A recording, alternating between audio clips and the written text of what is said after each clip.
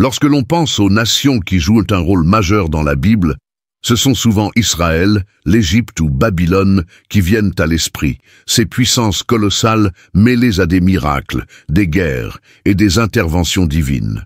Pourtant, une autre nation, souvent reléguée au second plan, tient une place centrale dans le dessein préétabli de Dieu. Une nation dont le rôle fut prophétisé bien avant son ascension au pouvoir. Cette nation, c'est l'Iran, autrefois connu sous le nom de Perse.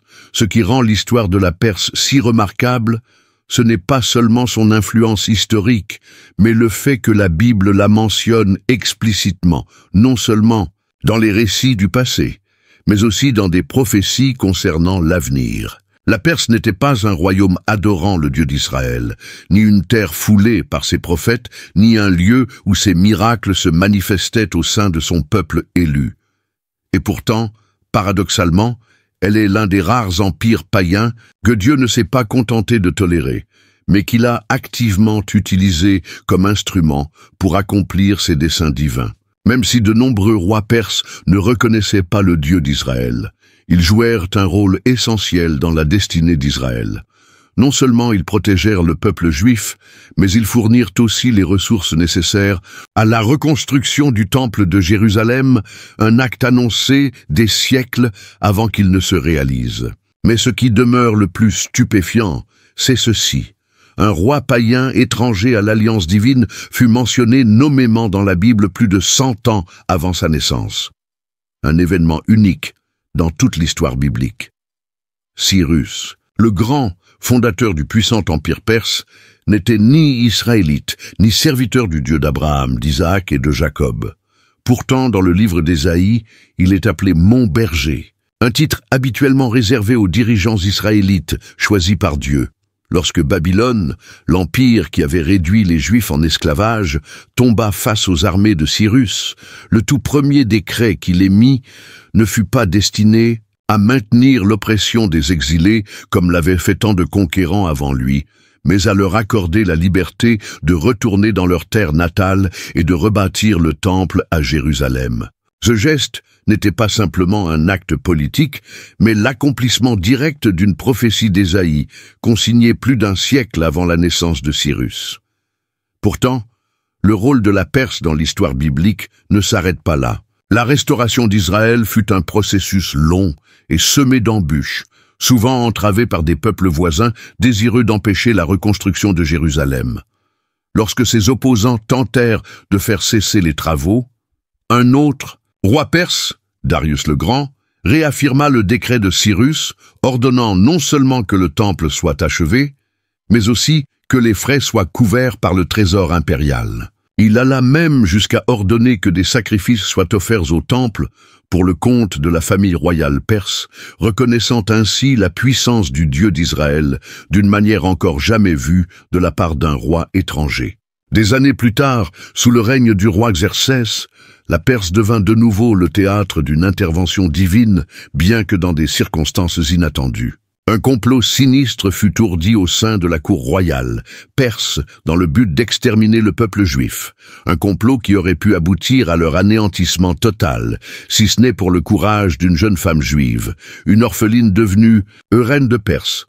L'histoire de la reine Esther n'est pas seulement un récit de bravoure et de sagesse, mais une démonstration éclatante de la souveraineté de Dieu sur les nations. Un décret de mort avait été scellé, mais par un seul acte audacieux, Esther fit échouer ce plan, assurant ainsi la survie du peuple juif. Encore une fois, la Perse, empire païen, était utilisée comme un instrument de Dieu pour préserver la nation qu'il avait choisie. La Perse n'est pas simplement un acteur du passé biblique, elle est une pièce essentielle du plan divin qui se déploie au fil du temps. En parcourant les Écritures, nous retrouvons la Perse non seulement dans les récits historiques, mais aussi dans les prophéties. Le prophète Daniel, qui vécut durant l'exil à Babylone et fut témoin de l'essor de l'Empire perse, reçut des visions décrivant les bouleversements des puissances mondiales, avec la Perse occupant un rôle majeur. Mais l'importance de la Perse ne s'arrête pas aux visions de Daniel. Le livre d'Ézéchiel mentionne également la Perse comme l'une des nations impliquées dans la bataille finale contre Israël, la guerre de Gog et Magog, un événement prophétique que beaucoup considèrent comme encore à venir, peut-être en lien avec les tensions géopolitiques que nous observons aujourd'hui. Comment une nation qui joua un rôle si crucial dans la restauration d'Israël pourrait-elle, selon la prophétie, participer un jour à sa destruction? Cela signifie-t-il que l'histoire est vouée à se répéter, mais cette fois avec une issue radicalement différente? Et surtout, qu'est-ce que cela révèle sur le monde contemporain où les relations entre l'Iran et Israël demeurent parmi les plus tendues et explosives de notre époque? L'histoire de la Perse dans la Bible dépasse le simple récit historique. Elle est le témoignage vibrant de la souveraineté absolue de Dieu sur les nations. Aucun empire n'est trop grand pour échapper à son dessein et aucune nation n'est trop insignifiante pour être ignorée par sa volonté souveraine. En contemplant le rôle de la Perse dans l'histoire biblique, une vérité s'impose avec clarté. L'ascension et la chute des nations ne sont pas de simples événements politiques, mais des chapitres qui se déroulent dans la trame du grand dessein divin, un plan lancé avant même la fondation du monde et qui se poursuivra jusqu'à la fin des temps. Si vous croyez que non seulement la Perse, mais vous aussi, marchez pas à pas dans le plan divin du Tout-Puissant, alors, disons ensemble, je fais confiance à Dieu. Avant de commencer, nous vous invitons à cliquer sur « J'aime » et à vous abonner à la chaîne. Ce voyage, c'est celui de la parole de Dieu racontée avec le cœur et la foi. Chaque geste de soutien, aussi simple soit-il, nous encourage profondément et permet à la parole du Seigneur de toucher d'autres cœurs en quête de vérité et d'espérance. Maintenant, embarquons ensemble dans l'histoire spéciale du jour, là où les pages de la Bible prennent vie, avec profondeur et lumière. Pour comprendre pleinement le rôle de l'Iran, l'ancienne Perse, dans l'histoire biblique, il nous faut remonter aux fondations mêmes du monde post-déluge, à une époque où l'humanité était en train d'être remodelée et où les grandes nations de la Terre commençaient à émerger. L'histoire de l'Iran ne débute pas dans les palais dorés des rois perses, ni même avec l'ascension de son empire. Elle est intimement tissée dans les généalogies les plus anciennes des Écritures, profondément enracinée dans l'héritage de l'un des fils de Noé. Après le grand déluge, qui effaça une humanité corrompue, Noé et ses trois fils, Sem, Cham et Japheth, devinrent les patriarches de toutes les nations qui allaient peupler la terre. Genèse 10:1. La répartition du monde entre ces trois lignées ne fut pas une simple expansion humaine, mais une réorganisation divine de l'histoire, un redémarrage de la civilisation sous la main souveraine de Dieu. Parmi eux, Japheth, souvent associé au peuple qui se répandrait en Europe et en Asie, engendra un fils nommé Madaï, Genèse 10:2, qui devint l'ancêtre des Mèdes, un peuple qui, plus tard, serait inextricablement lié aux Perses, pour former l'un des empires les plus puissants de l'histoire. Mais pourquoi cette lignée est-elle si importante? Pourquoi la Bible prend-elle soin de mentionner l'ascendance des Mèdes, une nation qui, à première vue, semble être un simple fragment du monde ancien? La réponse se trouve dans le déroulement du plan divin. Les Mèdes n'étaient pas une ethnie parmi d'autres. Ils avaient été choisis par la Providence pour jouer un rôle central dans le façonnement du destin d'Israël. Installés dans la région qui deviendrait un jour l'Iran moderne, les descendants de Madaï s'affirmèrent comme une force redoutable dans le monde antique, croissant en puissance et en influence, jusqu'à ce qu'ils s'unissent aux Persès, donnant naissance à un empire qui s'étendrait des frontières de l'Inde jusqu'au cœur de l'Égypte.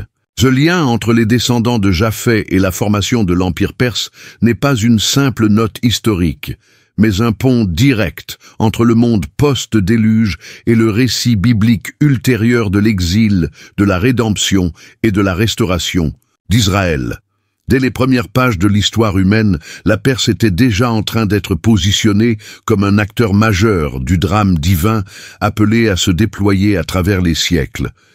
Car la Bible n'est pas uniquement un recueil de vérités spirituelles, Elle est aussi un livre de motifs récurrents, où les nations s'élèvent et tombent selon le dessein souverain de Dieu, et où même les peuples les plus éloignés en apparence sont intégrés à son grand dessein.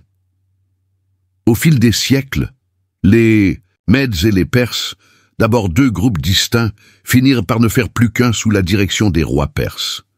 Cette fusion ne fut pas un simple hasard de l'histoire, ni le seul fruit de conquêtes militaires. Elle fut l'accomplissement d'une orchestration divine amorcée bien en amont, une construction des nations qui devait aboutir à l'émergence de la Perse comme un empire majeur, investi d'un rôle prophétique prédestiné. Lorsque la Perse monta en puissance, elle ne le fit pas simplement comme un royaume de plus sur l'échiquier mondial, mais comme un instrument établi par Dieu pour accomplir certaines des prophéties les plus saisissantes jamais révélées. Dans l'Écriture, dans le livre d'Ésaïe, l'Éternel déclare qu'il est celui qui fait croître les nations et les détruit, qui étend les peuples et les fait disparaître.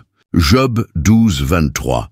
Cette vérité se manifeste clairement dans l'ascension de la Perse, un royaume édifié non seulement par la force de ses armées, mais par la main invisible du Tout-Puissant, orientant l'histoire vers son but ultime. Ce qui rend le rôle de la Perse encore plus remarquable, c'est qu'en dépit de ses fondations païennes, elle deviendrait l'une des rares puissances étrangères utilisées par Dieu pour intervenir directement dans le destin de son peuple élu.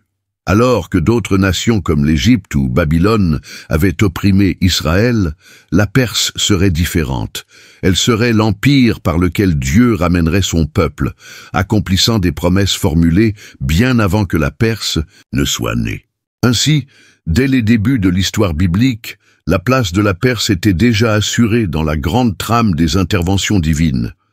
Elle n'était pas simplement une entité géopolitique parmi d'autres, elle était un royaume mis à part pour un objectif précis, un dessein qui allait se dévoiler avec une exactitude stupéfiante dans les pages de l'Écriture. Les descendants de Madaï, les anciens Mèdes, pouvaient sembler n'être qu'un peuple parmi tant d'autres se répandant sur la terre après le déluge. Mais leur destinée dépassait de loin la simple survie ou l'expansion territoriale. Ils allaient devenir un rouage essentiel dans le mécanisme divin à travers lequel Dieu accomplirait ses promesses d'alliance envers Israël, se servant même d'une nation étrangère pour manifester sa souveraineté sur tous les royaumes humains. Dans un monde où les empires s'élèvent et s'effondrent, où les rois livrent des guerres et où les dynasties s'éteignent, l'histoire de la Perse nous rappelle de manière profonde qu'aucun royaume n'existe en dehors de la volonté de Dieu. Les nations peuvent croire qu'elles tracent leur propre chemin, mais comme les Écritures nous le rappellent, le cœur du roi est un courant d'eau dans la main de l'Éternel. Il l'incline partout où il veut. Proverbe 21:1. La Perse, aussi puissante soit-elle, n'était en définitive qu'un instrument dans la main du Tout-Puissant, placé là dès les fondations du monde post-déluge, en attente du moment où elle entrerait en scène pour accomplir sa mission, prophétique au sein de l'histoire biblique. Et si, à la lumière de tout cela, nous réalisons que notre propre vie n'échappe pas non plus à cette main divine, alors demandons-nous en silence, suis-je prêt à être, moi aussi, un instrument dans les desseins de Dieu? Depuis les fondations même du monde post-déluge, la Perse avait été mise à part pour un dessein divin, sa lignée remontant aux descendants de Noé à travers Japheth et Madaï. Bien que les siècles aient vu s'élever et tomber des royaumes, le décor se mettait progressivement en place pour un bouleversement majeur dans l'histoire, un tournant qui allait faire passer la Perse de l'ombre à la lumière centrale de la prophétie biblique. À mesure que les Mèdes et les Perses s'unissaient, leur influence s'étendait, et ce qui n'était au départ qu'un ensemble de tribus devint un empire puissant, forgé sous la direction d'hommes qui, sans le savoir, allaient jouer un rôle clé dans l'accomplissement du plan de Dieu. Mais la destinée de la Perse ne se limitait pas à devenir une puissance de plus dans l'Antiquité. Elle était destinée à être l'empire qui changerait le cours de l'histoire d'Israël. Alors que d'autres empires avaient conquis et asservi le peuple de Dieu, la Perse allait devenir l'instrument inattendu de sa rédemption.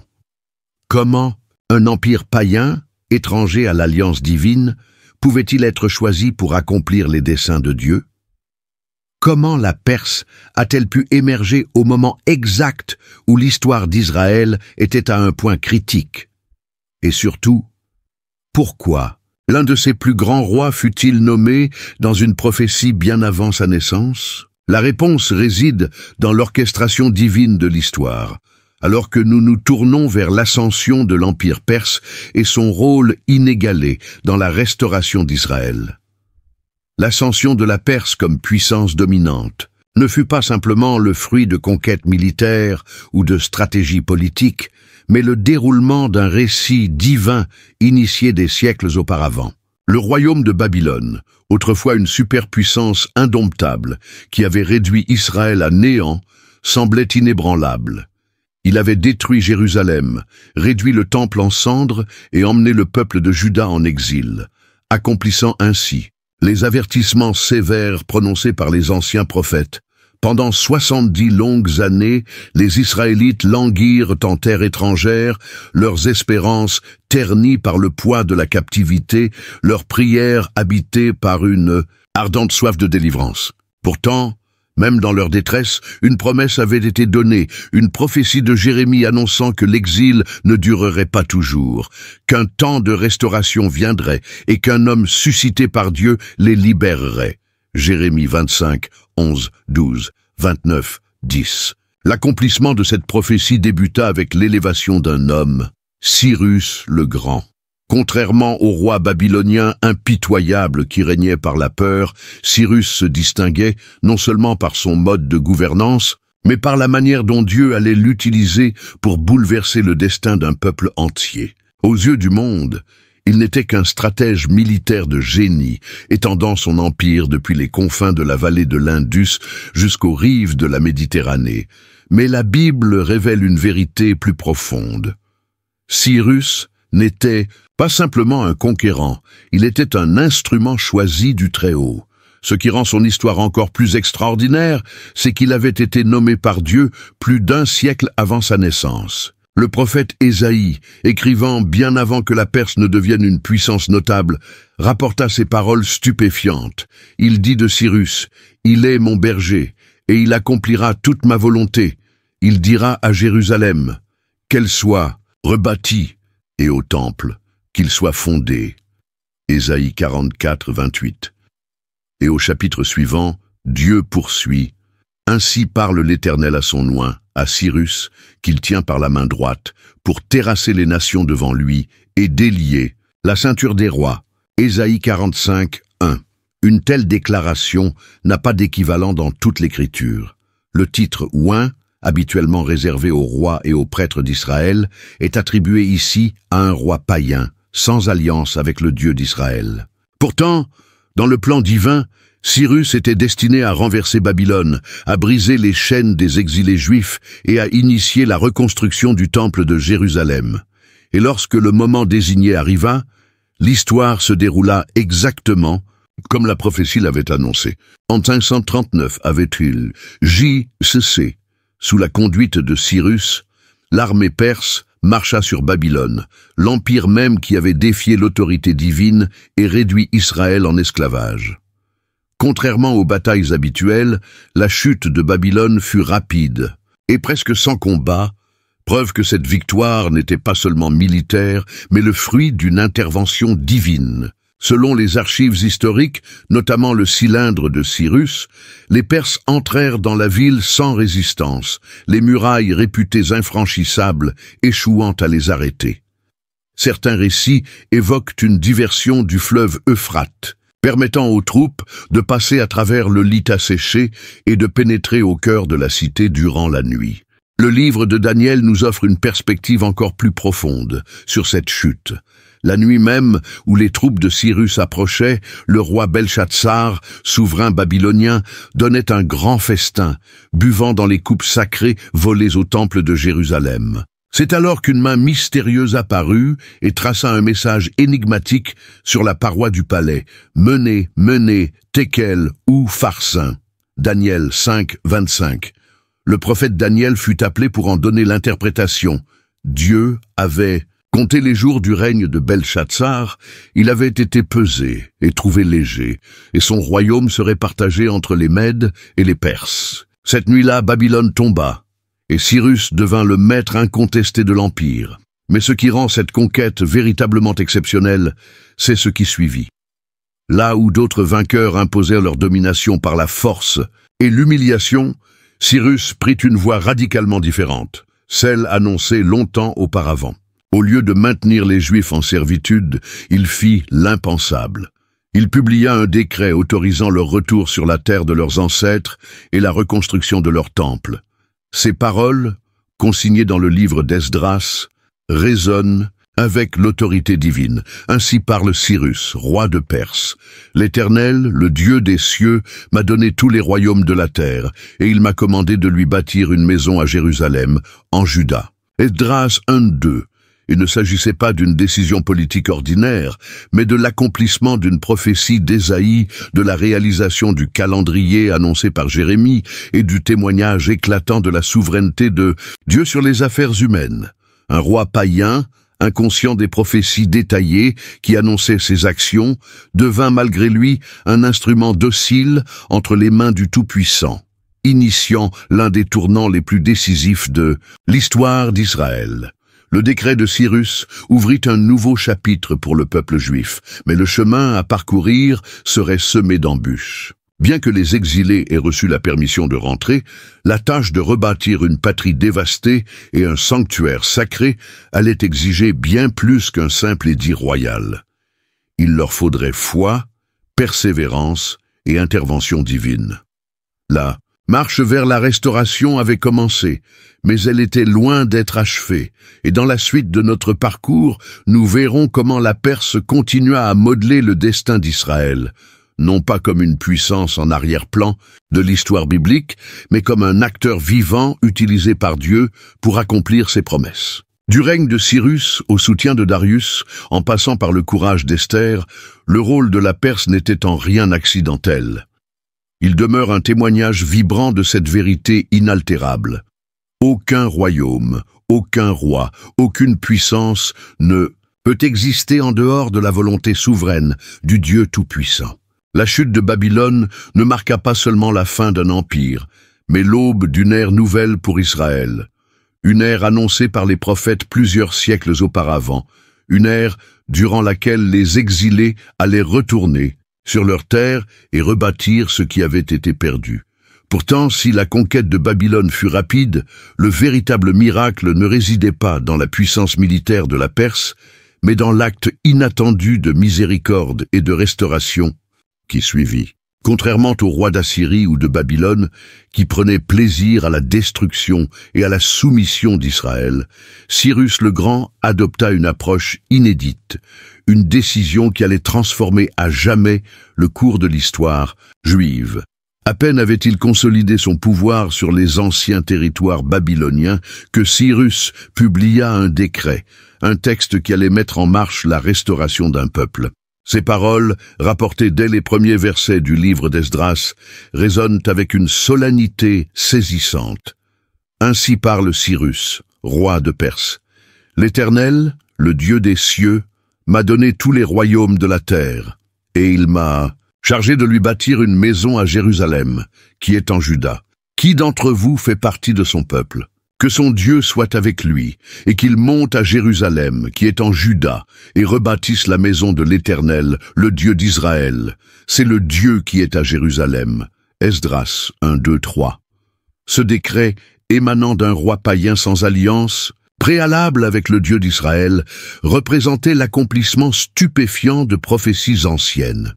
Non seulement le prophète Ésaïe avait nommé explicitement Cyrus comme celui qui restaurerait Jérusalem, Ésaïe 44, 28, 45, 13, mais Jérémie avait prédit que l'exil babylonien durerait 70 ans avant que le peuple ne soit autorisé à revenir. Jérémie 29, 10. Désormais, avec la chute de Babylone consommée et le cycle prophétique touchant à son terme, la parole de Dieu se réalisait avec une précision bouleversante. Mais Cyrus ne se limita pas à une simple autorisation.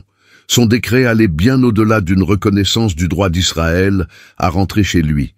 C'était un appel actif à reconstruire le temple, une reconnaissance, même inconsciente, du mandat divin qui pesait sur lui. Plus encore, il pourvut aux besoins matériels de cette entreprise gigantesque, ordonnant que l'on donne aux exilés de l'argent, de l'or et d'autres ressources précieuses pour rebâtir leur cité et leur sanctuaire. Esdras 1:4. Même les objets sacrés que Nabuchodonosor avait volés dans le temple de Salomon, des artefacts d'une immense valeur spirituelle et historique, furent retrouvés dans les trésors babyloniens et rendus au peuple juif, comme si l'histoire elle-même s'inversait et que la profanation de la maison de Dieu était enfin effacée. Esdras 1:7-11. À mesure que le décret de Cyrus se répandait, les exilés, longtemps nostalgiques de leur patrie, furent confrontés à un choix qui allait façonner le chapitre suivant de l'histoire d'Israël. Bien que beaucoup aient construit une vie à Babylone, y ayant établi familles et affaires, l'opportunité de retourner à Jérusalem et de restaurer l'héritage perdu était désormais à portée de main. Pour certains, quitter la sécurité de leur existence stable pour l'incertitude d'une ville en ruine semblait une épreuve redoutable. Pour d'autres, l'appel au retour était irrésistible. Parmi ceux qui se levèrent pour conduire ce voyage monumental figurait Zorobabel, descendant du roi David et héritier légitime du trône de Juda, bien que la nation fût encore sous domination perse. À ses côtés se trouvait Josué, le grand prêtre, chargé de veiller à la restauration spirituelle du peuple.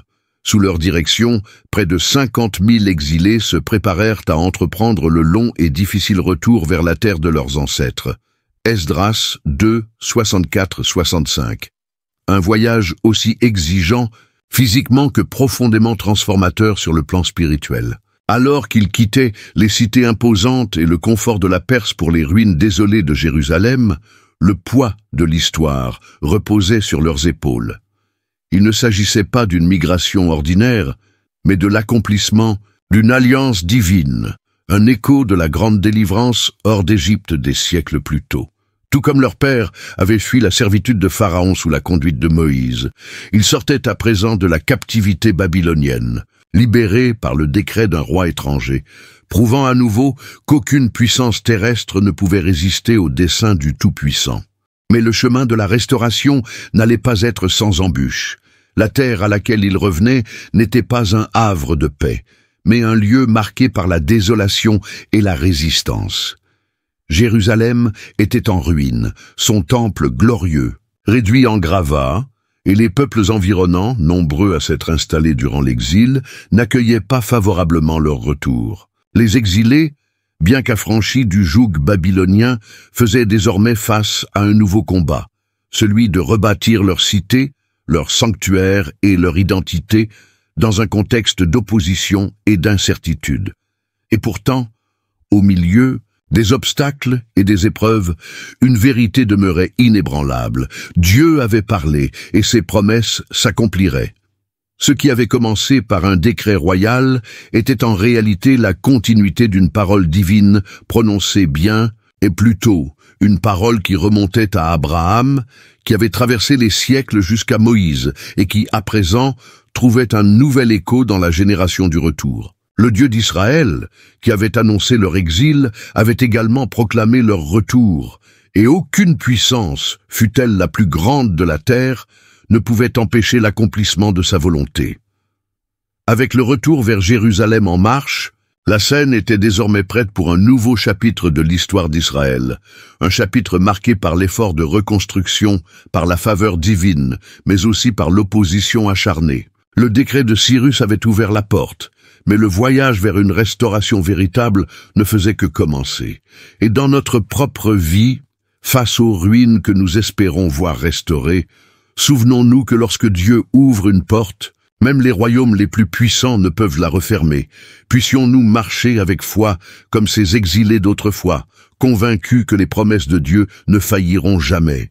Le décret de Cyrus avait ouvert un chapitre remarquable dans l'histoire d'Israël, un chapitre qui ne se limitait pas au simple retour vers une terre en ruine, mais qui portait en lui l'accomplissement de promesses anciennes et la restauration du lieu où Dieu avait choisi de faire résider sa présence parmi son peuple.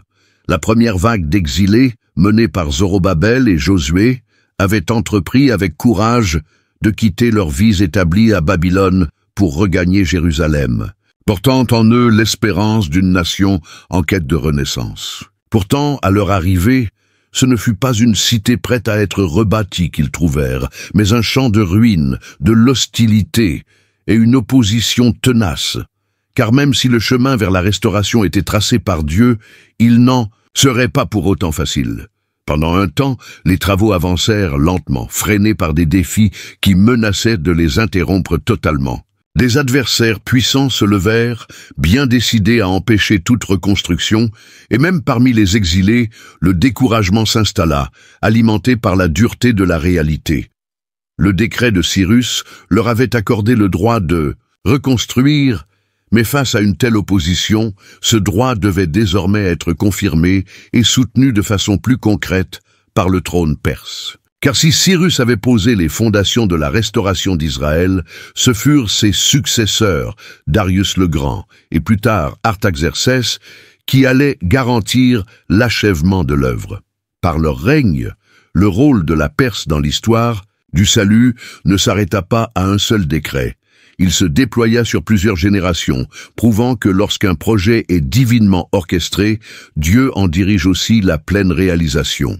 La restauration d'Israël n'était pas un simple événement politique, mais une entreprise divine, conduite, soutenue et achevée par la main invisible du Tout-Puissant, à travers même des rois étrangers.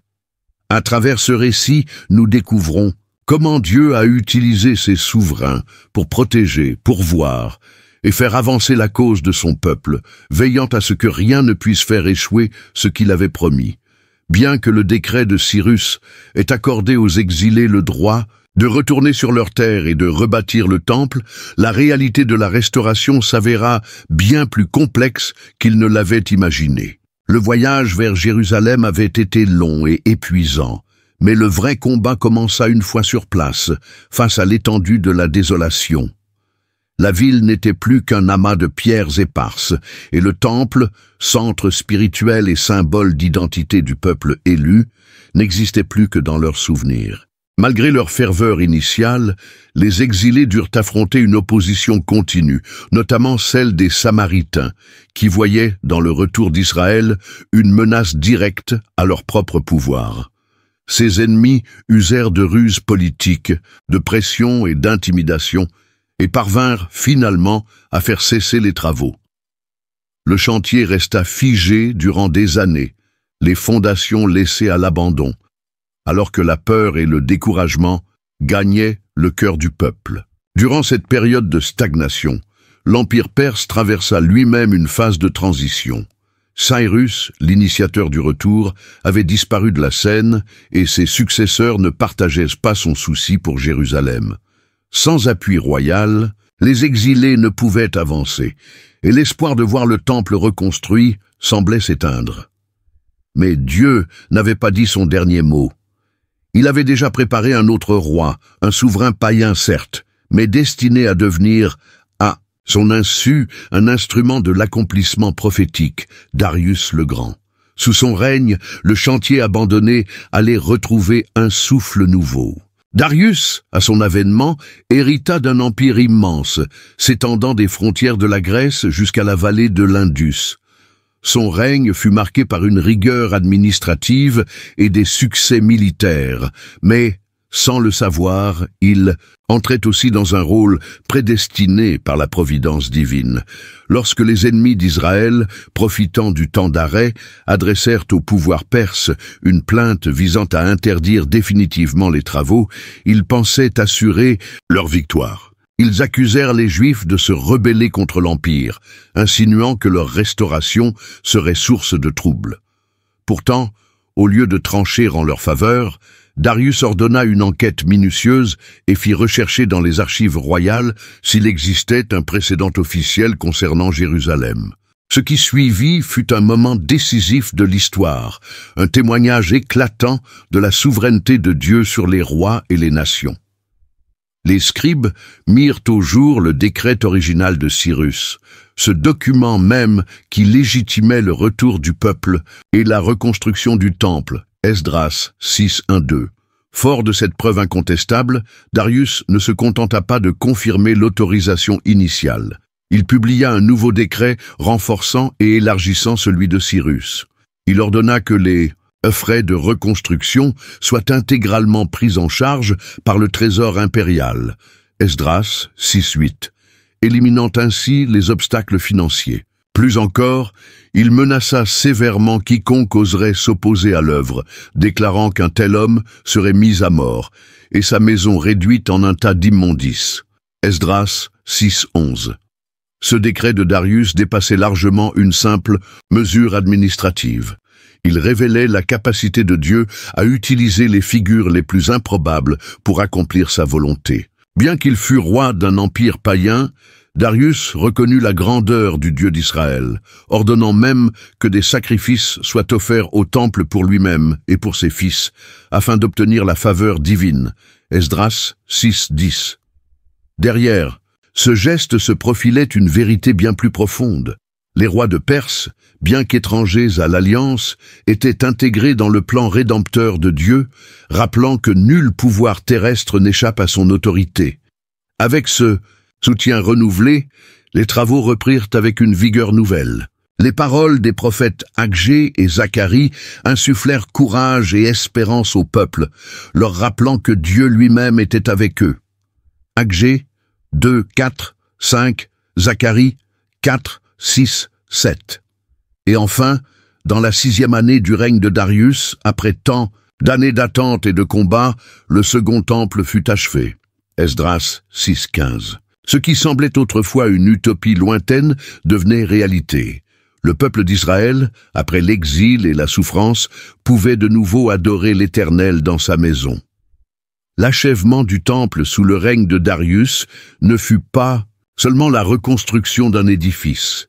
Ce fut une proclamation éclatante que les promesses de Dieu sont inébranlables, quelles que soient les circonstances ou les oppositions.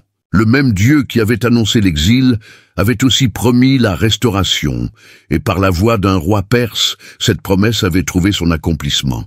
Mais l'histoire de la Perse dans le destin d'Israël ne s'arrêtait pas là. Car bien que le temple fût rebâti, Jérusalem demeurait vulnérable, ses murailles toujours en ruine. La restauration physique et spirituelle du peuple était encore incomplète, et une fois de plus, Dieu allait susciter un roi de Perse, dont la main, conduite par la Providence, allait permettre à son peuple d'habiter en sécurité sur la terre qu'il leur avait donnée. Et alors que nous poursuivrons ce récit, nous découvrirons comment l'influence perse dépassa la simple reconstruction du temple, façonnant encore l'avenir d'Israël à travers un autre roi et un serviteur improbable, appelé à fortifier la cité et à en restaurer les défenses. Car quand Dieu entreprend une œuvre, il veille à la mener jusqu'au bout. Bien que l'achèvement du second temple, sous le règne du roi Darius, ait marqué une étape capitale dans la restauration d'Israël, le peuple juif demeurait largement dispersé à travers l'immense empire perse, avec une grande partie toujours éloignée de la terre de ses ancêtres. La faveur dont il avait bénéficié sous Cyrus et Darius attestait de la fidélité de Dieu. Mais comme l'histoire l'illustre si souvent, les temps de paix sont éphémères, et le destin du peuple de Dieu allait, une fois de plus, être menacé, non pas par la guerre ou l'exil, mais par un complot maléfique prenant forme au cœur même de la cour royale perse.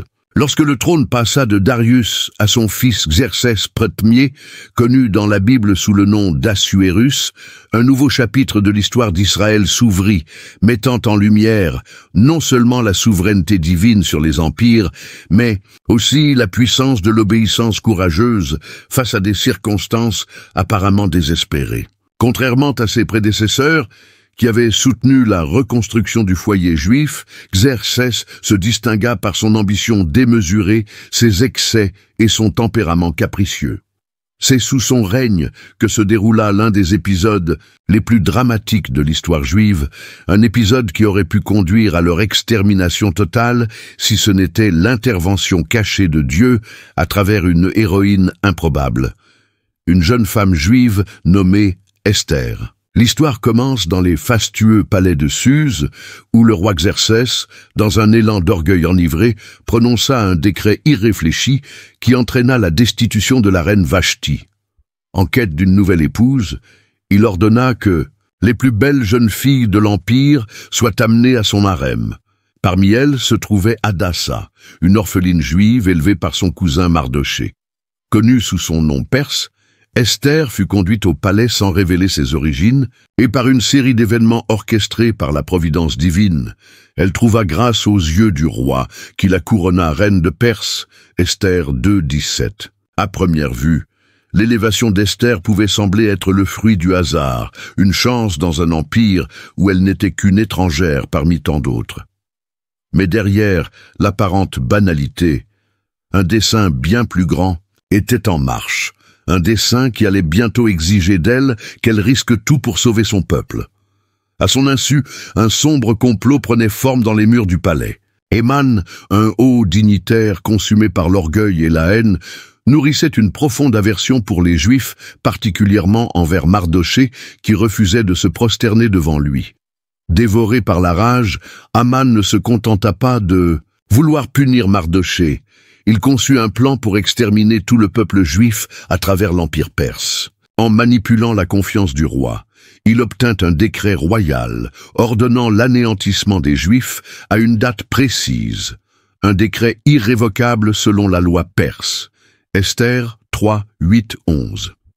La terreur s'abattit sur les communautés juives à travers l'Empire. Revêtu de sacs et couvert de cendres, Mardoché pleura, mais dans sa douleur, il perçut une lueur d'espérance. Il envoya un message à Esther, l'implorant d'intervenir, de comparaître devant le roi et de plaider pour la vie de son peuple. Mais un tel acte était périlleux, car la loi perse stipulait que quiconque entrait en présence du roi sans convocation risquait la mort, sauf si le roi tendait son sceptre d'or. Esther 4, 11. Face à cette menace, Esther fut saisie de crainte. Mais les paroles de Mardoché changèrent à jamais le cours de l'histoire. Et qui sait si ce n'est pas pour un temps comme celui-ci que tu es parvenu à la royauté. Esther 4, 14. En cet instant, Esther comprit que sa présence au palais n'était pas le fruit du hasard, et que sa vie ne lui avait pas été épargnée pour son propre confort, mais pour un but divin. Rassemblant son courage, elle prit une décision qui marquerait sa destinée. Elle irait vers le roi, même si cela devait lui coûter la vie. Mais d'abord, elle demanda à tout le peuple juif de jeûner pendant 3 jours, afin de rechercher l'intervention divine avant d'oser franchir les portes du trône. Esther 4, 16. Le 3e jour, Esther entra dans la salle du trône, son cœur battant alors qu'elle s'avançait devant le regard du roi. Par un acte de grâce divine, Xerxès tendit son sceptre, lui accordant audience. Mais au lieu de révéler immédiatement son plaidoyer, Esther fit preuve d'une sagesse et d'une patience remarquables.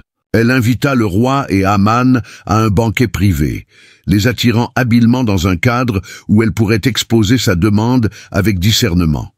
Esther 5, 1, 8. Lors d'un second banquet, au comble de la tension, elle dévoila enfin son identité et dénonça le complot d'Haman, déclarant « Car nous avons été vendus, moi et mon peuple, pour être détruits, tués et exterminés. » Esther 7, 4. Pris de fureur en découvrant que cette machination avait été orchestrée sous son règne, le roi exigea le nom du coupable. Et lorsqu'Esther désigna Haman, son sort fut scellé. Dans une ironie saisissante, Haman fut pendu à la potence qu'il avait préparée pour Mardoché, Esther 7, 10. Pourtant, la menace ne disparaissait pas avec la mort d'Haman. Le décret royal demeurait en vigueur, et la loi perse interdisait son annulation. Mais une fois encore, la providence divine ouvrit un chemin. Avec l'approbation du roi, Esther et Mardoché rédigèrent un nouveau décret autorisant les Juifs à se défendre contre leurs ennemis. Le jour prévu pour leur extermination devint le jour de leur victoire, et les oppresseurs furent vaincus. Esther 8, 11, 13. Cette délivrance miraculeuse ne fut pas qu'un triomphe politique, elle fut la preuve éclatante de la fidélité de Dieu à protéger son peuple, même au cœur d'un empire païen. Les Juifs instituèrent la fête de Pourim pour commémorer cette victoire, une célébration qui perdure jusqu'à aujourd'hui, rappelant que toute arme forgée contre toi sera sans effet. Ésaïe 54, 17. L'histoire d'Esther est celle d'une orchestration divine, de courage et de la main invisible de Dieu à l'œuvre dans les circonstances les plus inattendues. Alors que la Perse avait permis à Israël de rebâtir son foyer, elle devint maintenant le théâtre de l'un des plus puissants actes d'intervention divine de l'histoire juive. Par l'obéissance d'une seule femme, le destin d'une nation entière fut renversé, démontrant une fois de plus que Dieu suscite des individus, et même des empires, non pour leur propre gloire, mais pour l'accomplissement de ses desseins éternels. Et bien que ce chapitre touche à sa fin, le rôle de la Perse dans le destin d'Israël n'était pas encore achevé. Le temple avait été reconstruit, le peuple sauvé de la destruction, mais Jérusalem restait vulnérable. Ses murailles, toujours en ruine. Pourtant, comme par le passé, Dieu allait de nouveau toucher le cœur d'un roi perse pour garantir que son peuple puisse habiter en sécurité sur la terre qu'il leur avait donnée. Et dans la suite de cette histoire, nous verrons comment la faveur persane ne s'est pas arrêtée au palais d'Assuérus, mais s'est étendue jusqu'à l'étape ultime de la restauration, la reconstruction des murailles de Jérusalem sous la direction d'un homme nommé Néhémie. L'Empire perse avait déjà joué un rôle décisif dans la restauration d'Israël, d'abord sous Cyrus le Grand, qui émit le décret autorisant les exilés à rentrer, puis sous Darius le Grand, qui permit l'achèvement du Second Temple, malgré les oppositions. Même durant le règne de Xerxès Ier Assuérus, lorsque le peuple juif fut menacé d'extermination, la providence divine œuvra à travers la reine Esther pour le préserver. Pourtant, malgré ses victoires, l'œuvre de restauration demeurait inachevée. Le temple avait été reconstruit, le culte rétabli, mais Jérusalem, sans murailles, restait vulnérable, ouverte aux attaques, incapable d'assurer la sécurité de sa population et privée de la stabilité nécessaire à sa pleine renaissance. Dans ce dernier chapitre de l'influence perse sur le destin d'Israël, Dieu allait à nouveau toucher le cœur d'un roi étranger, Artaxerxès Ier, qui, à travers la fidélité d'un homme, allait permettre la reconstruction physique et spirituelle de la Cité Sainte. Au cœur de cette phase se trouvait Néhémie, un juif ayant accédé à une position d'influence rare à la cour perse. Servant comme échanson du roi, Néhémie n'était pas un simple domestique, mais un conseiller de confiance, à proximité immédiate de l'un des hommes les plus puissants de son temps. Pourtant, malgré ce confort, son cœur restait attaché à son peuple. Lorsqu'il apprit que Jérusalem demeurait en ruine, le chagrin l'envahit. Il ne chercha pas de solution humaine, mais se tourna vers Dieu avec une prière ardente, implorant la restauration de sa patrie. Néhémie 1, 4, 11. Il comprenait que le vrai pouvoir n'était pas entre les mains des rois terrestres, mais entre celles du souverain céleste. Pendant des mois, Néhémie porta ce fardeau en silence, jusqu'au jour où son affliction devint visible. Le roi, remarquant sa tristesse, lui demanda la cause de son tourment. Néhémie se retrouva alors devant un choix: garder le silence et continuer à vivre dans le confort, ou risquer sa position en adressant une demande audacieuse. Demander une faveur personnelle au roi pouvait être perçu comme un acte de défiance. Mais après une prière rapide et silencieuse, Néhémie parla avec hardiesse, exprimant son chagrin pour Jérusalem et demandant la permission de partir reconstruire la ville. Néhémie 2, 3, 5. La réponse qui suivit fut miraculeuse. Non seulement Artaxerxès lui accorda son souhait, mais il dépassa les attentes. Il émit des lettres royales assurant à Néhémie une protection durant son voyage et lui permit d'utiliser le bois des forêts royales pour rebâtir les murailles et les portes de Jérusalem. Néhémie 2, 7, 8. Ce qui aurait dû être une demande impensable, un serviteur juif sollicitant les ressources d'un empire pour fortifier une ville autrefois révoltée, fut accueilli avec une faveur exceptionnelle. Il ne s'agissait pas d'une simple décision administrative, mais de la main invisible de Dieu inclinant le cœur du roi, comme il l'avait déjà fait avec Cyrus et Darius. Fort de ce soutien, Néhémie se rendit à Jérusalem. Mais dès son arrivée, il constata que la tâche serait immense. La ville était dans un état lamentable, le peuple découragé et les ennemis nombreux. Des dirigeants voisins, Sanballat, Tobia et Geshem l'Arabe, virent la restauration de Jérusalem comme une menace à leur autorité et cherchèrent par tous les moyens à faire échouer les travaux. Ils se moquèrent, tentèrent de semer le doute et préparèrent même des attaques contre les ouvriers. Néhémie 4, 1, 3, 7, 8. Mais Néhémie persévéra, faisant preuve d'un leadership exceptionnel et d'une foi inébranlable. Il répartit les ouvriers en équipes, chacun chargé d'un segment de la muraille, et lorsqu'un danger devint imminent, il arma les bâtisseurs, afin qu'ils travaillent avec une truelle dans une main et une arme dans l'autre. Néhémie 4, 17, 18.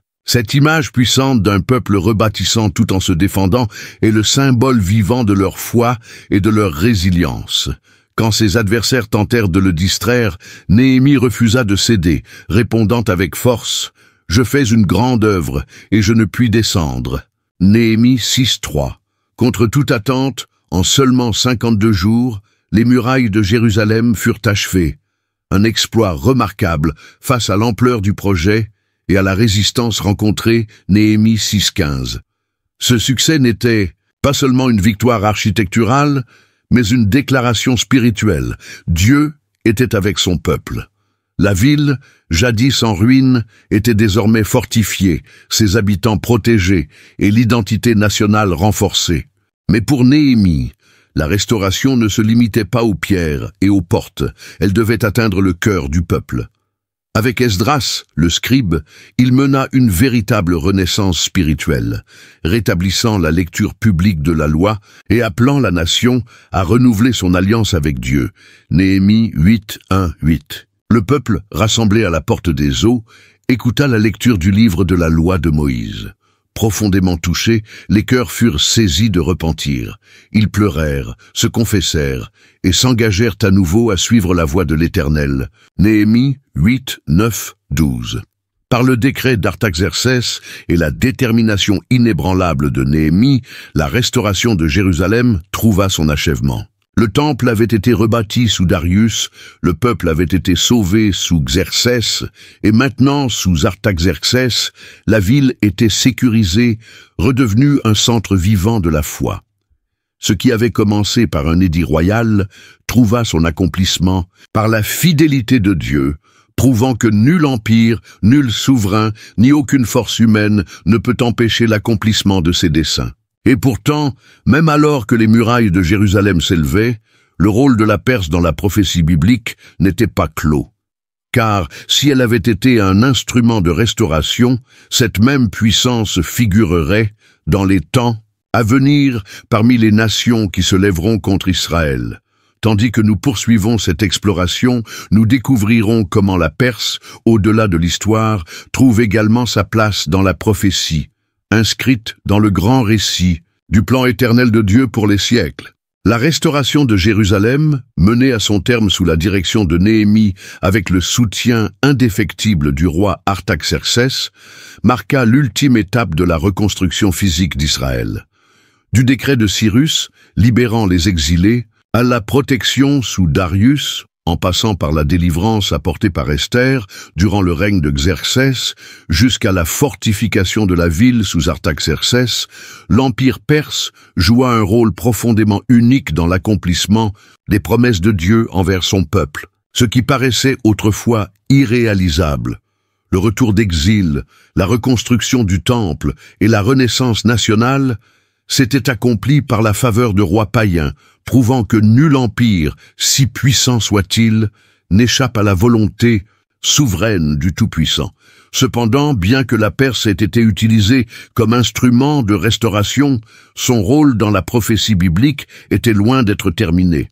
Car si elle avait un jour contribué à la renaissance d'Israël, les Écritures annoncent un temps où la Perse, connue aujourd'hui sous le nom d'Iran, reviendra sur le devant de la scène, non plus en allié, mais en ennemi. L'empire qui avait permis au peuple juif de rebâtir sa patrie sera, selon la prophétie, membre d'une coalition qui se dressera contre Israël dans les derniers jours. Comment une nation ayant joué un rôle si essentiel dans l'accomplissement des promesses divines peut-elle ensuite être citée parmi celles qui chercheront à anéantir son peuple? Que signifie ce renversement dans la perspective plus large du plan de Dieu pour la fin des temps? Pour répondre à ces questions, il nous faut nous tourner vers les visions prophétiques d'Ézéchiel et de Daniel, où la Perse est mentionnée dans le cadre de l'affrontement ultime entre les puissances de ce monde et le règne souverain de Dieu. Si la Perse occupait une place capitale dans la restauration d'Israël, sa signification prophétique allait bien au-delà des événements passés. Bien avant que Cyrus ne décrète la libération des exilés, et même avant que les murailles de Jérusalem ne soient rebâties sous Artaxerxès, son ascension avait déjà été annoncée dans des visions célestes données au prophète Daniel. Ces révélations ne se limitaient pas à prédire des faits historiques, elles formaient une architecture prophétique illustrant la succession des empires mondiaux, tous relevant du contrôle absolu de Dieu. La Perse, bien qu'ayant été un instrument de bénédiction, s'inscrivait dans un récit beaucoup plus vaste, un fil rouge allant des temps anciens jusqu'à l'eschatologie. Daniel, emmené captif durant l'exil babylonien alors qu'il était encore jeune, se retrouva au service des rois Nebuchadnezzar, Belshazzar, puis Darius et Cyrus. Il fut témoin direct du passage du pouvoir de Babylone à la Perse, mais au-delà de sa fonction de conseiller royal, Daniel reçut de Dieu une vision profonde de l'avenir des grandes puissances mondiales, y compris celle de la Perse. L'une des révélations les plus marquantes figure dans Daniel 2 lorsque le roi Nebuchadnezzar fit un rêve, une statue gigantesque composée de métaux différents, chaque partie représentant un empire successif. La tête d'or symbolisait Babylone, mais la poitrine et les bras d'argent représentaient l'empire médo-perse, qui allait bientôt renverser Babylone et imposer sa suprématie. Cette prophétie se réalisa avec la chute de Babylone face à Cyrus en 539 AD, marquant le début du règne perse sur une vaste région, incluant Israël. La vision du chapitre 7 de Daniel apporta une image encore plus détaillée du rôle de la Perse. Daniel y vit 4 bêtes, chacune représentant un empire. La deuxième, un ours dressé sur un côté, représentait directement l'empire médo-perse, insistant sur sa dualité, l'alliance entre Mède et Perse, tout en soulignant la prédominance croissante de la Perse. L'ours portait 3 côtes entre ses dents que de nombreux érudits interprètent comme les 3 grandes conquêtes de l'empire, Babylone, la Lydie et l'Égypte. Ces victoires consolidèrent la position de la Perse comme superpuissance mondiale. Une autre prophétie essentielle figure dans Daniel 8, où le prophète vit un bélier à 2 cornes, chargeant dans toutes les directions, s'agrandissant et s'affermissant. Les 2 cornes représentaient les rois de Médie et de Perse, illustrant à nouveau la nature bipartite de l'empire. Mais alors que ce bélier semblait invincible, surgit un bouc au front marqué d'une corne unique, une représentation de la Grèce sous Alexandre le Grand. Ce bouc vainquit rapidement le bélier, annonçant la fin de l'empire perse. Cette prophétie se réalisa en 331 AD, lorsque les armées d'Alexandre écrasèrent celles des Perses, mettant fin à leur hégémonie et inaugurant l'ère hellénistique. Ce qui rend ces visions si extraordinaires, ce n'est pas seulement leur exactitude historique, mais la perspective qu'elles révèlent. Aucun empire, aussi puissant soit-il, n'échappe au plan divin. La Perse, bien qu'ayant accompli la volonté de Dieu pour Israël, n'était qu'un rouage dans le dessin global de l'histoire, soumis à la volonté du Très-Haut. La succession des royaumes décrite par Daniel n'était pas une simple leçon d'histoire, mais une proclamation de la souveraineté absolue de Dieu sur les nations. Les règnes, les conquêtes, les chutes ne sont pas dictés par l'ambition humaine, mais par le décret divin. Et pourtant, la présence de la Perse dans la prophétie ne s'arrête pas à ses conquêtes passées. Si les visions de Daniel annoncent sa montée et sa chute dans l'Antiquité, d'autres prophéties, particulièrement dans Ézéchiel 38 et 39, indiquent que la Perse, aujourd'hui l'Iran, ressurgira dans le dernier chapitre de l'histoire humaine. Elle fera alors partie d'une coalition internationale qui s'élèvera contre Israël dans les temps de la fin. Ce renversement, d'un empire restaurateur à un adversaire prophétisé, signale un tournant profond dans la chronologie divine, nous conduisant vers l'ultime accomplissement de son plan éternel. Alors que nous plongeons plus profondément dans les prophéties bibliques, des questions cruciales se posent. Quel rôle la Perse jouera-t-elle dans l'avenir ? Comment son lien historique avec Israël contraste-t-il avec le conflit annoncé dans la vision d'Ézéchiel ? Et surtout, que signifie tout cela pour notre monde d'aujourd'hui, à l'heure où les tensions entre l'Iran moderne et Israël ne cessent de croître ? Pour répondre à ces questions, il nous faut explorer les paroles prophétiques d'Ézéchiel, où la Perse est désignée parmi les nations qui se lèveront contre le peuple de Dieu dans la guerre de Gog et Magog. Un affrontement qui, selon les Écritures, marquera le commencement de la fin. Que celui qui a des oreilles entende ce que l'Esprit dit aux nations. Alors que les visions de Daniel décrivaient avec une précision remarquable l'ascension et la chute de la Perse dans l'histoire antique, la présence de cette nation dans la prophétie biblique ne s'arrête pas à sa disparition politique. Des siècles après que l'Empire perse eut cessé de dominer le monde, le prophète Ézéchiel, recevant une révélation divine, annonça un temps où cette même nation, aujourd'hui connue sous le nom d'Iran, reviendrait sur le devant de la scène prophétique, non plus comme une puissance restauratrice, mais comme l'un des membres d'une coalition levée contre Israël dans les derniers jours. Cette prophétie, consignée dans Ézéchiel 38 et 39, décrit une bataille cataclysmique, souvent appelée la guerre de Gog et Magog, un affrontement où plusieurs nations s'uniront pour tenter de détruire le peuple de Dieu, pour finalement être jugé par une intervention directe du Seigneur. Ézéchiel, alors en exil à Babylone, reçut une vision saisissante d'une invasion future d'Israël, menée par un personnage énigmatique nommé Gog, prince du pays de Magog. Dans cette prophétie, Gog forme une alliance militaire avec plusieurs nations, parmi lesquelles la Perse, ainsi que Couche, probablement le Soudan ou l'Éthiopie actuelle, Pout, la Libye, Gomer, possiblement la Turquie, et Togarma, une région proche de l'Arménie ou de l'Asie centrale. Ézéchiel 38:5. Animés par une haine commune d'Israël, ces nations se déploieront comme une tempête, descendront sur le pays dans l'intention de le piller et de l'anéantir, à un moment où Israël vivra en sécurité, sans méfiance ni défense apparente. Ézéchiel 38, 8, 9, 11, 12. L'inclusion de la Perse dans cette coalition hostile est particulièrement frappante, compte tenu de son passé unique avec Israël. Contrairement à Babylone ou à l'Assyrie, qui opprimèrent violemment le peuple juif, la Perse fut historiquement une bienfaitrice, autorisant le retour d'exil et la reconstruction de la nation. Pourtant, dans les temps de la fin, selon cette prophétie, cette puissance autrefois restauratrice sera du côté de ceux qui cherchent la destruction d'Israël. Ce renversement profond soulève des questions poignantes.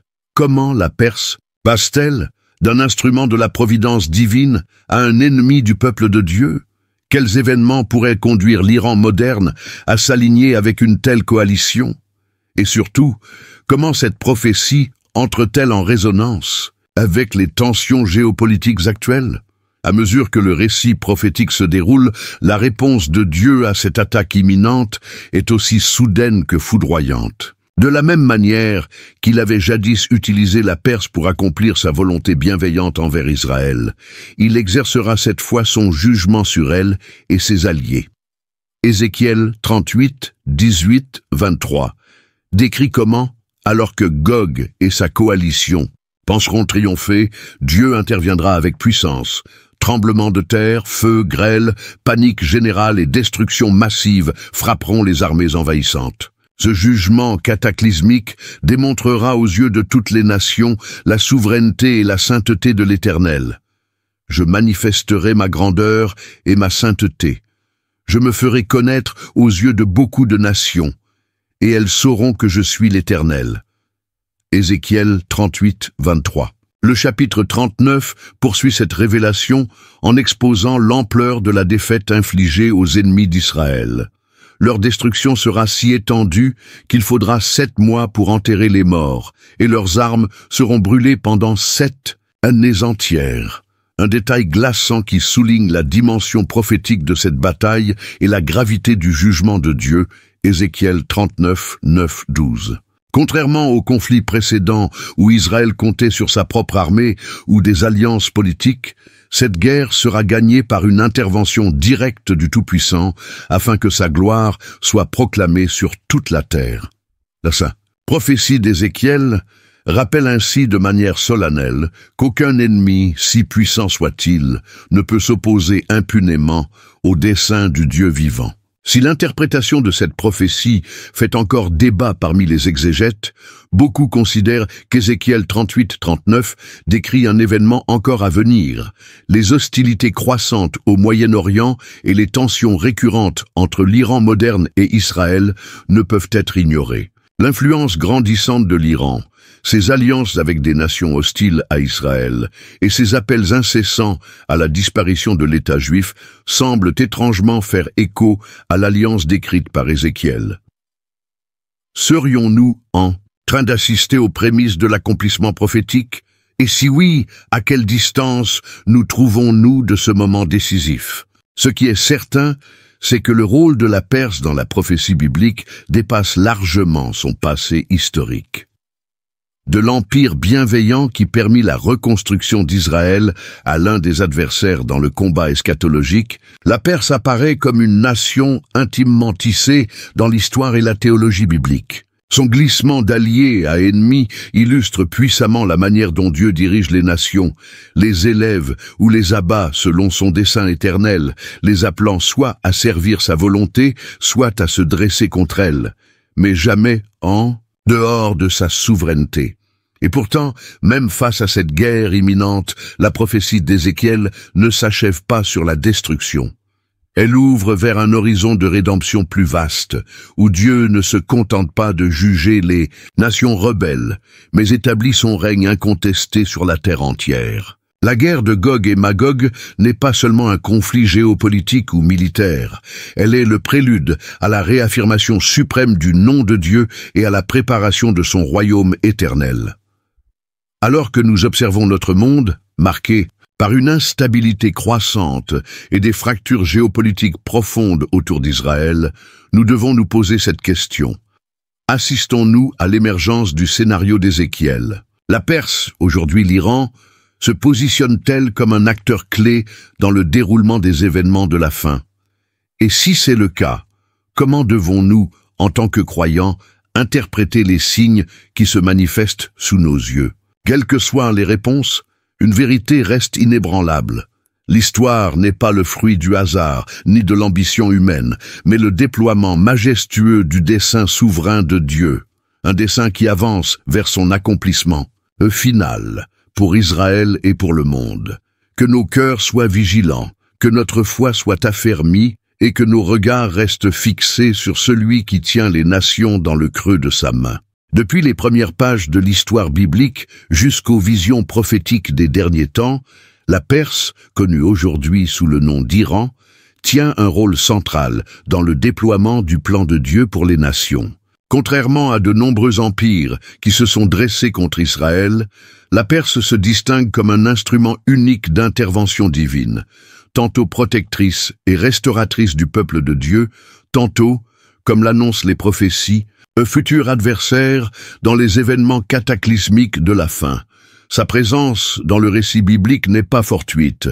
Elle est intimement liée à l'histoire de la rédemption, témoignant du fait qu'aucun royaume n'échappe à la souveraineté du Tout-Puissant.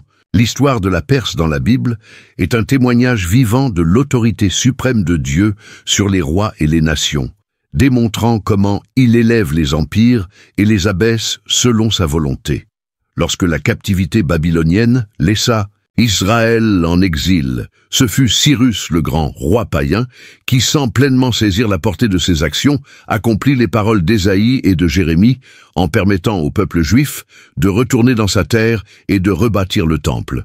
Sous Darius le grand, la faveur divine empêcha les opposants de faire obstacle à cette œuvre, révélant qu'aucune force terrestre ne peut entraver ce que Dieu a ordonné.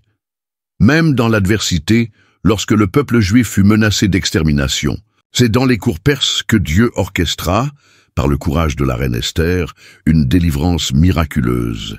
Et enfin, sous Artaxerxès Ier, la restauration physique et spirituelle de Jérusalem fut accomplie. Les murailles furent reconstruites, et le peuple renouvela son alliance avec son Dieu. Cependant, comme le montrent les prophéties, le rôle de la Perse ne s'arrête pas au passé. Son nom ressurgit dans l'avenir prophétique, non plus comme bienfaitrice d'Israël, mais comme membre d'une alliance hostile, levée contre lui dans les derniers jours. Les visions données à Daniel révélèrent sa place dans la grande succession des puissances mondiales, annonçant sa chute au profit de la Grèce et sa disparition de la scène historique. Mais les chapitres 38 et 39 du livre d'Ézéchiel ramènent la Perse au premier plan, non plus comme allié, mais comme ennemi, s'alliant avec d'autres nations pour attaquer Israël dans la guerre de Gog et Magog. Ce renversement dramatique, d'un royaume ayant soutenu les desseins de Dieu à une puissance qui s'oppose à son peuple, illustre une vérité biblique profonde. Les nations ne sont pas jugées uniquement sur leur passé, mais sur leur position finale face à l'alliance de Dieu et à son plan en cours de réalisation. L'histoire de la Perse rappelle avec force que Dieu ne se limite ni aux attentes humaines, ni aux frontières politiques. Il peut se servir d'un roi païen pour accomplir ses prophéties, comme il peut permettre la chute des nations qui s'opposent à sa volonté. Cette vérité demeure aussi pertinente aujourd'hui qu'elle l'était dans l'Antiquité. Tandis que les tensions entre l'Iran et Israël s'intensifient, que les hostilités régionales s'accroissent et que les alliances géopolitiques évoluent, nous devons regarder ces événements non comme de simples conflits politiques, mais comme les pièces d'un récit divin beaucoup plus vaste, un récit qui s'achemine inexorablement vers l'accomplissement ultime du plan de Dieu pour Israël, les nations et le retour du Messie. L'histoire nous montre que celle de la Perse est une histoire d'orchestration divine, où chaque élévation et chaque chute, chaque acte de restauration comme chaque opposition ont été permis par la main souveraine de Dieu. Et de la même manière qu'il s'est servi de cette nation pour accomplir ses desseins dans le passé. Ainsi jouera-t-elle son rôle dans les temps de la fin, selon sa volonté. Les rois peuvent comploter, les puissants dresser des stratégies. L'histoire semblait avancer au rythme de l'ambition humaine, mais les Écritures nous rappellent que c'est l'Éternel qui tient les rênes du destin. Comme le déclare Proverbe 21:1, le cœur du roi est un courant d'eau dans la main de l'Éternel. Il l'incline partout où il veut. Alors que nous nous tenons à un carrefour de l'histoire, contemplant à la fois l'impact profond de la Perse dans les événements bibliques passés et son rôle annoncé dans l'avenir prophétique, une question essentielle demeure. Que signifie tout cela pour nous aujourd'hui? Si le même Dieu qui dirigea la montée et la chute des empires gouverne encore les événements de notre temps, comment devons-nous réagir? Devons-nous craindre l'incertitude des bouleversements mondiaux ou placer notre confiance en celui qui a déjà déclaré la fin dès le commencement? En fin de compte, l'histoire de la Perse dans la Bible ne parle pas simplement d'une nation, mais de la réalité inébranlable que la volonté de Dieu prévaut en toutes choses. Qu'il s'agisse de la restauration d'Israël ou du jugement, Des nations, de l'ascension d'un roi ou de la chute d'un empire, ses desseins s'accompliront, ses promesses seront tenues et sa gloire sera révélée parmi les peuples. Et alors que nous avançons vers les jours annoncés par les prophètes, rappelons-nous que notre espérance ne repose ni sur les puissances humaines, ni sur les alliances terrestres, mais sur la main souveraine du Dieu Tout-Puissant, celui qui règne sur l'histoire, dirige les nations et amène toutes choses à l'accomplissement de son dessein éternel. Merci de nous avoir accompagnés jusqu'à la fin de cette vidéo. Chaque récit biblique est un chemin de retour vers Dieu, discret mais puissant, qui nourrit notre foi jour après jour. Si ce voyage a touché votre cœur, cliquez sur « J'aime » pour partager ce message, et abonnez-vous pour continuer à explorer avec nous d'autres histoires pleines de sens. À très bientôt dans notre prochaine vidéo. Que Dieu vous bénisse, vous et votre famille.